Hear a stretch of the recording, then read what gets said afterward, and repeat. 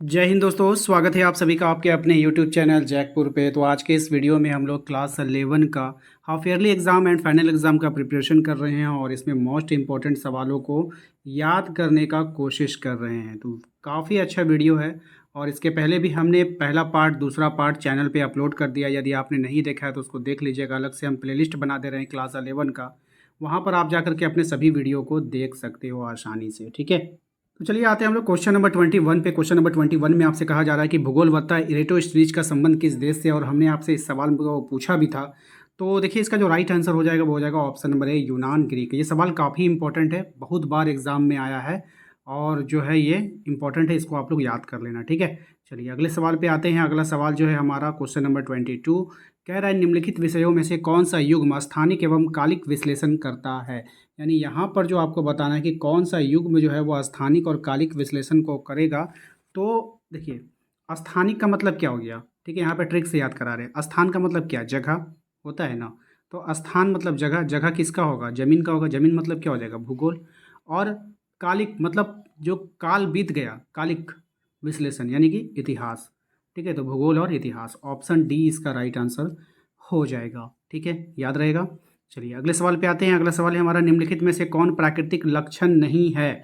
अब आपको बताना है प्रकृति का लक्षण कौन इसमें से नहीं होगा। ठीक है, देखिए यहाँ पे पर्वत प्रकृति बना के देता है, पठार प्रकृति बना के देता है, नदियाँ प्रकृति बना के देती है, सड़कें तो हम लोग बनाते हैं ना, सरकारें बनाती है ना। ये प्राकृतिक लक्षण होगा, बिल्कुल भी नहीं होगा। इसलिए ऑप्शन सी इसका राइट आंसर हो जाएगा। क्वेश्चन नंबर 24 पे आते हैं। कह रहा है निम्नलिखित में से किसे भौतिक लक्षण में शामिल किया जा सकता है। अब फिजिकल में किसको हम शामिल कर सकते हैं आपको बताना है। बाजार को, व्यापार को, कृषि को या फिर पठार को।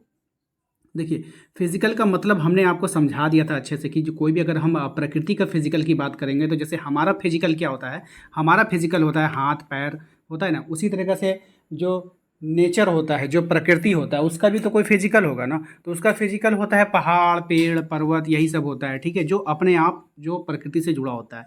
तो यहाँ पर जो पठार है ये इसका फिजिकल होगा।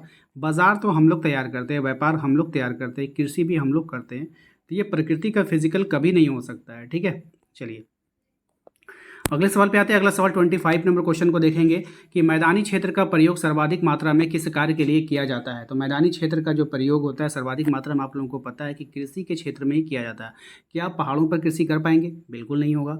तो हमेशा जो कृषि आप देखोगे वह मैदानी क्षेत्र में ही होता है। मानव के निवास स्थल, भोजन, वस्त्र आदि को प्रभावित करने वाला सबसे महत्वपूर्ण कारक कौन सा है। तो यहाँ पे जो सबसे महत्वपूर्ण कारक को हम शामिल करेंगे जलवायु। जलवायु जो है वो स्थल स्थल पे होगा, भोजन को प्रभावित करता है। आप देखिएगा कहीं पे चावल की पैदावार होती है तो कहीं गेहूं की पैदावार होती है। तो ये सब जलवायु पे निर्भर करता है। वस्त्र भी आपका प्रभावित करता है, ठंड के दिनों में आप ठंडे के कपड़े पहनते हैं, गर्मी के दिनों में गर्मी के कपड़े पहनते हैं, है ना। तो जलवायु जो है इसको प्रभावित करेगा। अगले सवाल पे आते हैं। निम्नलिखित में से जीआईएस का विस्तारित रूप क्या है। बहुत ही अच्छा सवाल है। फुल फॉर्म वाला जो होता है उसको आप लोग को ध्यान में रखना है। तो जियोग्राफिकल इंफॉर्मेशन सिस्टम, ठीक है, इसको एकदम रट लीजिएगा, इंपॉर्टेंट रहेगा, VBI रहेगा आपके एग्जाम के लिए।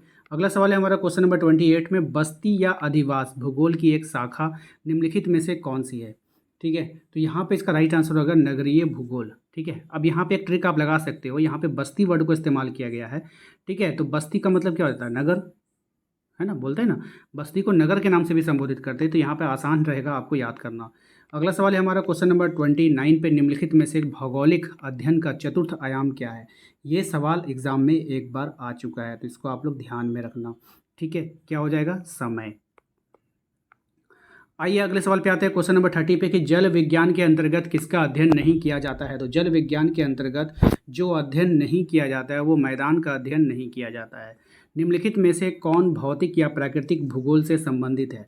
तो भौतिक या प्राकृतिक भूगोल से जो संबंधित होगा वो हो जाएगा मृदा शास्त्र। ठीक है, बात को यहाँ पे समझिए। सबसे पहले भौतिक, तो मृदा जो होता है भूगोल से जो संबंधित है। भूगोल मतलब अर्थ यानी पृथ्वी से। तो पृथ्वी का फिजिकल यहाँ पे आपको कौन होगा, मानव फिजिकल है, पृथ्वी का नहीं है। अर्थशास्त्र तो एक विषय है, फिजिकल कहाँ से हो जाएगा। जननांकी भी एक विषय, ये भी फिजिकल नहीं होगा। लेकिन मृदा, मृदा शास्त्र में जब हम अध्ययन करेंगे, मिट्टी का अध्ययन करेंगे, तो मिट्टी का अध्ययन में क्या हो जाएगा, बात समझ में आ रही है ना, वो फिजिकल हो जाएगा। अर्थशास्त्र में क्या आप लोग किसी का क्या, वो तो मतलब कि बिजनेस का अध्ययन होता है उसमें। बात समझ में आया कि नहीं। तो यहाँ पे हो जाएगा मृदा शास्त्र, ऑप्शन नंबर ए।